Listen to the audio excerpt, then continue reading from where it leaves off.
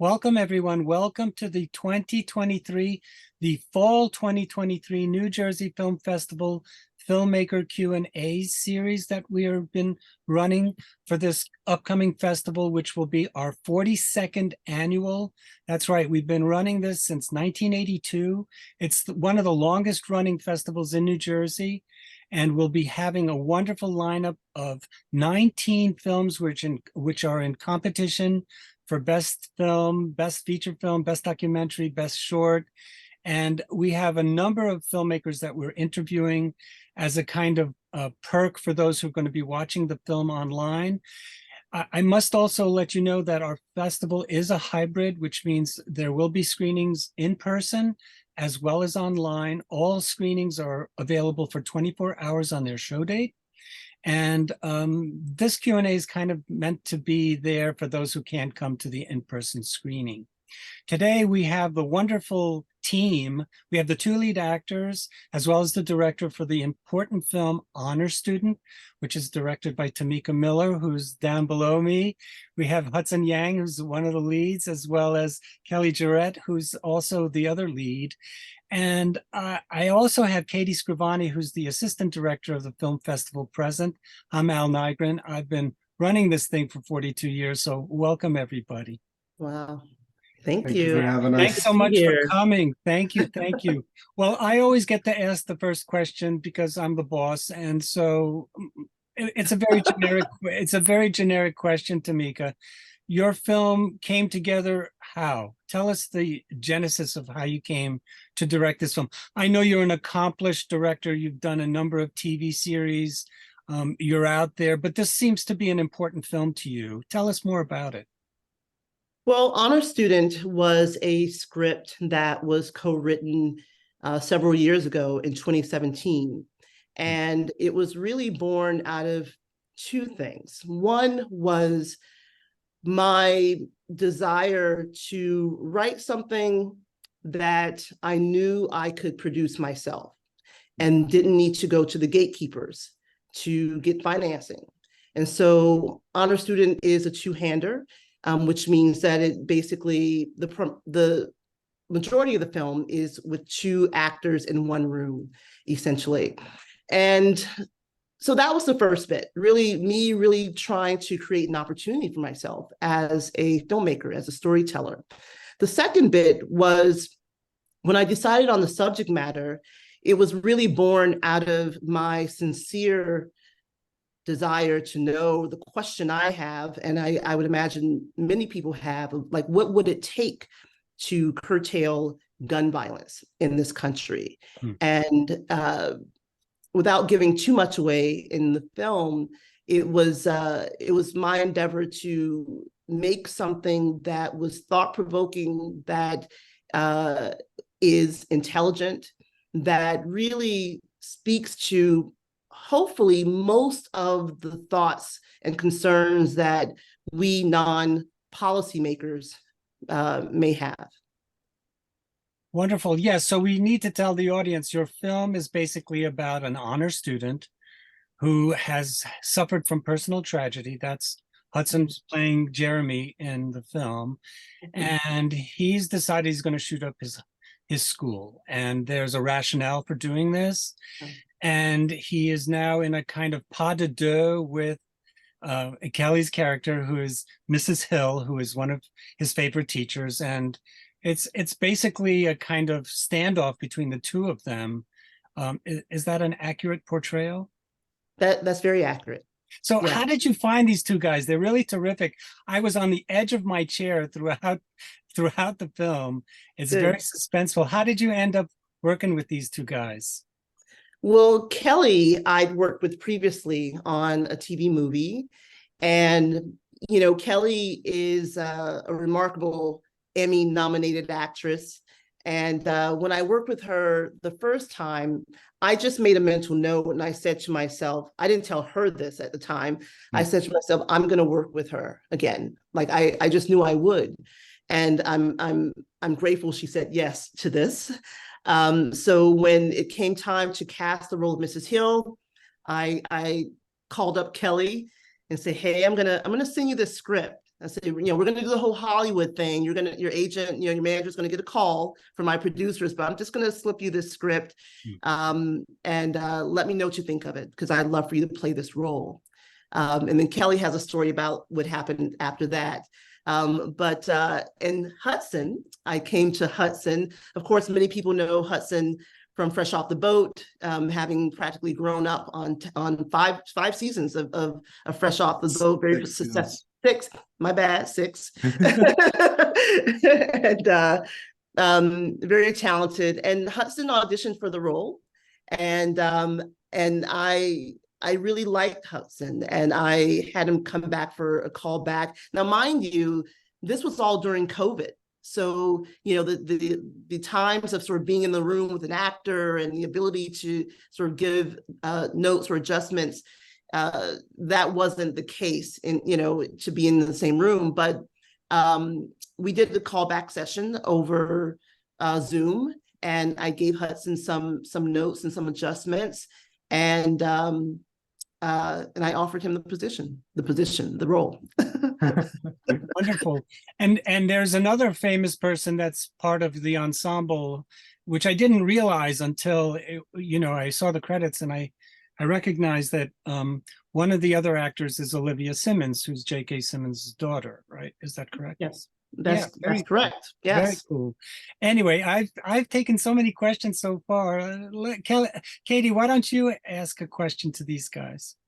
Okay, so I feel like with this material, we see a lot of, in movies past or films past, we see a lot of the relationship between the shooter and like another student. And I find that this is a really new perspective, especially considering the discourse that's kind of going on now about like what is a teacher's responsibility in the classroom.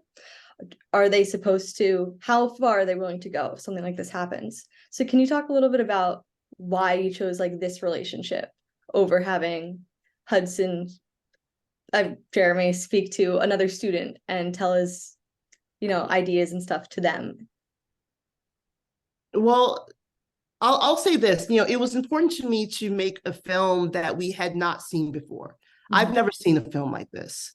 And so I think stereotypically when we hear about a mass shooter, there's a picture painted, of who this person is. They may be a student who has always sort of alienated himself, is typically a white young man. And I wanted to paint a picture of Jeremy being a scholar. Here's a scholar from an affluent family who has doing everything right, whatever right means, right? He's accomplished, he's well liked, and he has concerns. He has very deep rooted concerns that's really born out of tragedy, his own tragedy, something that's happened in his own life. And so I just thought, why not make a film that is an intelligent film that when we see Jeremy, when we see this young scholar speaking, we say to ourselves, wow, he's really making sense. And that's really what I was going for. I didn't want to paint a character that was a villain, that was someone that we could not identify with, was someone that we could not see ourselves in. And so I hope that I accomplished that. And so, yeah, that's the short long of that answer to that question, of just me wanting to paint a picture that we don't typically see. Yeah, when I saw your film, we recently awarded another film called The Mental State, an indie film by James Kamali, which is about a young white boy who also has similar tendencies where he wants to shoot up his school too. Although he's definitely suffering from mental issues. You get the sense in this film that this student perhaps he has mental issues, but it doesn't seem that way. And that's very much repeated throughout the story, that he's got all of his marbles and he knows exactly what he's doing.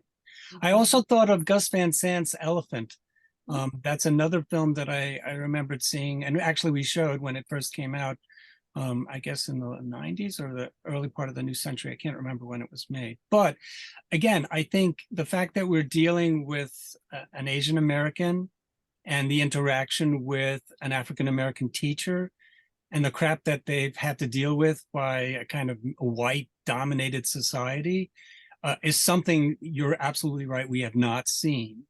And I guess that leads me to my next question. The interaction between you, Kelly, and Hudson, what was the chemistry like? It looks like you guys probably really got along, but then you had to turn that off when you were shooting. I mean, how did you guys get along while you were making this film? Got along well. Hmm. I remember first meeting Hudson during our table read. And as Tamika said, it was during COVID, so the table read was via Zoom. And I remember seeing Hudson. I was like, "Oh my God, look at him! He's such a handsome little man." And I get into rehearsal, and I'm like, "Oh, he's not little at all. Hudson is 6 feet, whatever." But I mean, look at that face. He's just adorable. He was a sweetheart. And I had to tell him many times, like, "Oh my gosh, I'm having such a hard time hating you." Um, I think she would try to no. convince herself by calling me a monster once in a while, but What about you, Hudson? I mean, I just always felt horrible, like having to say these things to her and be such a cruel person on set.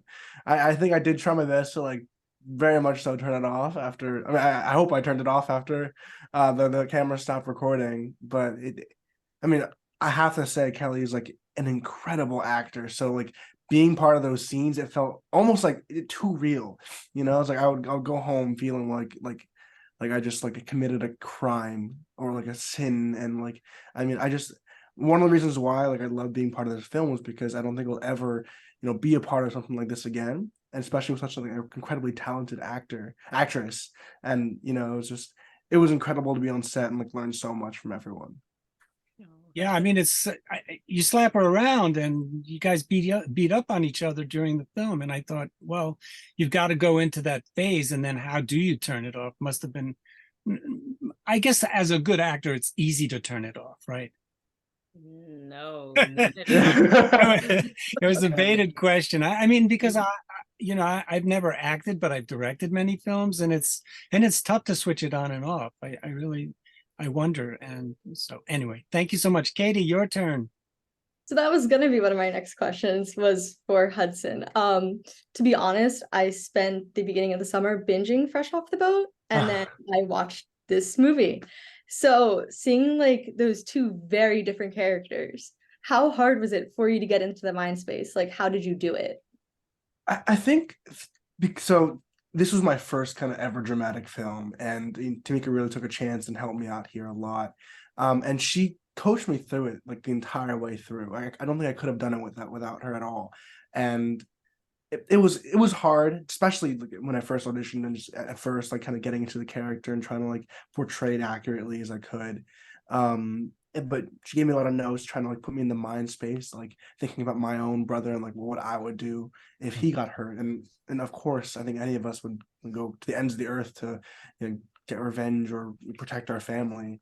And that helped a lot. But also just at the end of the day, I feel just the character itself was in a way not too different, because it is an Asian American who is trying to get to Harvard, and he's a smart kid, but the thing that sets us apart is just the trauma and the pain. And I think with the helpful notes and just my own personal view of the world, it wasn't it was hard, but it wasn't impossible. I don't know.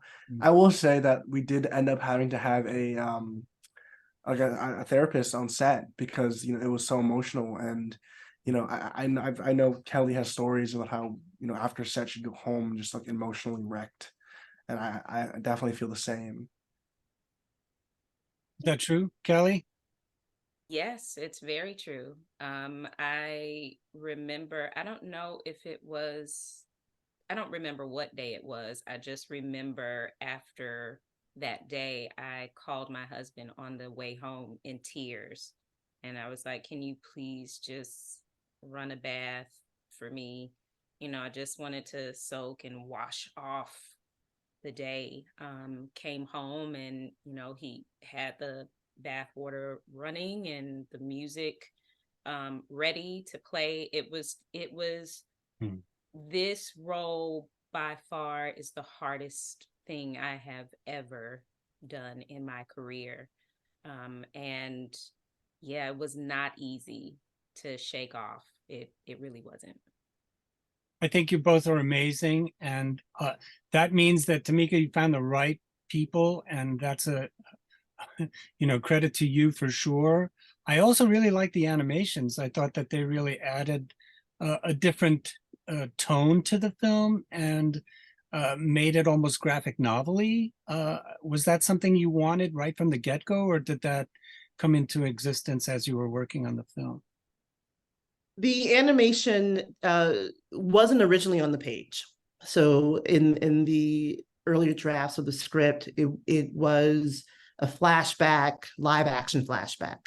And then just sort of through the process of really thinking through the economics of making the film, and also the storytelling, and creatively me as a filmmaker wanting to sort of push myself a bit. So the animation, and I've done a little animation previously in previous work, but this was very different because this is such a dramatic film where the audience is so pulled in. And for me, the animation sort of gives the audience an opportunity to sort of take a breath and say, oh, what is this? You know, I think our minds sort of it keeps us engaged in a way that we're probably not even aware of, I think. So the animation wasn't originally on the page, but as I thought more about the film and the development of the script, it seemed like a really good way to go, and it served multiple purposes for me. Yeah, you get inside the mind of the characters, and I think the animations do that, and I think they're pulled off really, really well. Katie, please jump right in. Okay, so I'm gonna kind of allude to the ending. I'm not gonna give too much away, but so the for the majority of the film, everything is very pointed out, drawn out. We know why Jeremy's doing this. We know the backstories, and then the ending is not like that. It's less clear. Can you talk about what, like, the artistic choice to do that? Sure. You know, I think that, you know, I'm a filmmaker, a storyteller, a writer who always, I tend to want the audience to cry at the end, for whatever reason, or definitely feel something. I always gravitate towards that, and I think that audiences are smart. And I don't think we need to show everything. I don't think we need to hit the nail on the head every time. I think that the journey that I wanted to take the audience on that's what it's really about. It's about the journey. How did you feel in this process of watching these characters at play, if you will? How did you feel when you found yourself really identifying with Jeremy, as well as Mrs. Hill? And so the ending for me is intentional. Everything in the film is intentional. Every shot, every music track, every angle, everything. And it was just my desire to let the audience decide for themselves what they think happens in the end. Because really the journey is just as important, I'll say, as the ending. I wish I could hug you, Tamika, because I always tell my filmmaking students everything in the frame is there for a reason. And you just reinforced that for me. So when I show this to them, they'll, oh gosh, somebody actually does that. Well, most good filmmakers do that. So, and it's a testament to your, wonderful directing skills. I wanted to ask you, I'm going to read you some of the judges' comments. I don't always do that, but they were so great that I'd like to share them with you. Okay. And then I wanted Only to the good ones. Only the good oh ones. no, they're all good. They're all good. And I think I then wanted to ask you a little about your co-writer because before I read the judges' comments, could you just at some point I felt as if this maybe was a play first because it is set and it's a very tight chamber film. Most of it is set in the school and most of it's set in the classroom. First of all, the film is set in Washington, D.C. Was it shot there or? No, the film was shot in Los Angeles, California. Okay, so can you tell me a little bit about how you ended up working with Joe Reckman? Joe came to me from a friend.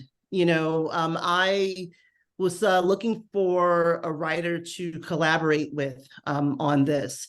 And actually one of my producers, co-producers, Sophia Solomon, recommended Joe through another friend. So it was by through a friend of a friend. And so I gave Joe a call and I read his work and he's a brilliant writer. His scripts have won awards. And we just we met over lunch, and I really loved his energy. I told him what I was endeavoring to do, and he came on board. And I wanted him, and he said yes. And Joe would say this. Joe's really a genre guy. So this film is a thriller. I think a psychological thriller drama. And so Joe is really talented in terms of a genre writer. I infuse the politics, the racial dynamics. That's very much my voice. And so, so Joel came to me through asking the universe to bring a phenomenal writer to me, and he showed up. Wonderful. All right. So here's some of the judges are made up of a lot of interns that are cinema studies students, filmmakers, but they're not the only judges we have. We have other academics, previous winners, and participants in our festival, because it's all done remotely. So Tamika, if you'd ever like to be a judge, you're always welcome. And then we also had folks that are newspaper writers or media critics. So we have a nice amalgam of judges. And here's what some of them wrote. Films are scored from 0 to 10, and then there's comments and they break it down. And you scored 7, 8s, and 9s, which usually means the minute you do that, you're going to be shown. Usually when there's an amalgam of those type of scores, we usually throw out the high and the low, and then that's how we end up selecting them. I did not see your film initially, and so Katie was not a judge either, but these folks really are, for the most part, veterans of our judging process. So they've seen a lot of movies, and for them to give that kind of high score is a credit to you. So this first person wrote, such a good feature with great acting, cinematography, and storytelling. The tension created throughout the film made it that much more engaging. It was very political, but it didn't feel forced or cringy and worked well in telling the story. That person gave you guys an 8. And this person gave you a 9. Great concept, radical take on real life problem, and talks about lots of social issues like BLM, tiger parents, wealth, legislation, etc. I'm collapsing some of their comments. Some of them go on longer. This person also gave you an 8, a great film with amazing quality and camera work.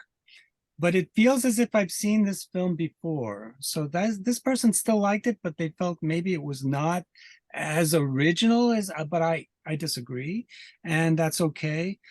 This person gave you a 7, a very quality feature with a professional look. The cinematography and production values were great, as well as the acting and the script. It was very political and very intense, but it could be a feature selection for the festival, so they wanted us to show it. And if we wanted something darker and more serious. So those are just 4 of them. There are a few others, but I thought I would share them with you, which means that, Thank you. there's always a critical side to our judges' comments. And we have one fellow who's just, if you score more than a 5 with him, you've so we usually end up throwing his score out anyway. And we have another person who loves everything. So the idea is the festival scene is really an imprecise process, but it's a fair one. And Yeah. we really go out of our way to watch every single film. Some of the festivals, they don't even bother watching the films, which I find really lamentable as a filmmaker, but I know it exists. But we are a filmmakers film festival, and we're really out to promote your film, the wonderful talent, and the wonderful subjects that are covered, because we think we're a humanist festival. We want to celebrate man and woman, the good parts of our society and civilization. So your film certainly fits the bill, and we're very proud to show it. I need to share screen, and I need to show our audience how to purchase tickets, because we've just about run out of time. So let me share screen. And normally our audience would go to njfilmfest.com, which is our regular website. The screening space is the background photo. We're affiliated with Rutgers University. We're housed there. We screen the films there. I teach there, but we're our own independent entity. And I like that, because that's the way it's been able to survive for 42 years. And at the same time, normally everything would be here, but since COVID, we've partnered with Eventive, which is they're masters of streaming films. Sundance uses them now. A lot of the main distributors like Lionsgate, Magnolia, they all use this as a streaming platform, and so do we. So you would hit current events in the corner here, and that'll bounce you down a little bit to this Fall 2023 New Jersey Film Festival holding spot, and you've got to absolutely click this red link to get access to all the information. So you click on that, it bounces you to our Eventive page, which is divvied up into multiple parts, but we always send folks to the catalog page, which has all the films broken down by genre. So if somebody wanted to see this program, there will be a short prior to yours that's called Things That Didn't Happen by a New York filmmaker. And you can buy tickets right here by clicking pre-order now. And there's a nice photograph of Hudson as Jeremy. And then you can go to back to festival site. And this is our welcome page, where you find basically everything you need, very generic. You scroll down, it tells you how the films were selected. It also tells you how to get here for the live shows, in-person shows, the sponsors and the staff. But you need to remember these red buttons are what you need. If you want to buy an all-access pass, it's $100. It's about half price. So if you want to watch everything, it's a great deal. If you'd like to look at the schedule in a linear form, you can do so by scrolling down, and you can see all the wonderful programs that we're showing. And we're showing Honor Student on Sunday, September 10th. It's online for 24 hours. And that means that it starts at 12 o'clock Eastern time. So if you're on the West Coast, it's 9 p.m. on Saturday. That throws people off a little bit, but the film is available for 24 hours. And if you start watching, say, at 11:45 Eastern time, you still have 24 hours to finish watching it. You just need to start watching it on the show date. The in-person screenings at 5 o'clock in our state-of-the-art facility, which is Voorhees Hall. It's on the Rutgers campus at 71 Hamilton Street in New Brunswick, New Jersey. We're about a block away from the New Brunswick train station. So it's really easy to get to us from New York, from Philadelphia, from other places throughout New Jersey as well. And we get people coming from all over. If you wanted to read about each of the individual films, you can do so by clicking on the film guide. And here's the page for honor student. And of course, this is the poster that's behind me that I'm covering up, but this is the poster. I really like it. And I like the way that you both are on the others, on each side of the table on both sides, which I think is really cool. So I'm going to stop sharing. And I want to say thank you to you guys for coming and hanging out with us for these 30 minutes. I don't know. I know you're all busy and you're far away, so I don't know if you're going to come to the in-person screening, but you're all welcome. I'll be there. And Tamika, I think, is going to be there. It should be a fun Q&A that we will do live after the screening with our audience. And I want to thank you again, and Katie, for hanging out with us for the last half hour. And I wish you all a wonderful day. So thanks so much. Thank you. Thanks for having so us. much. Thank you for having us. Thank you. Thank you.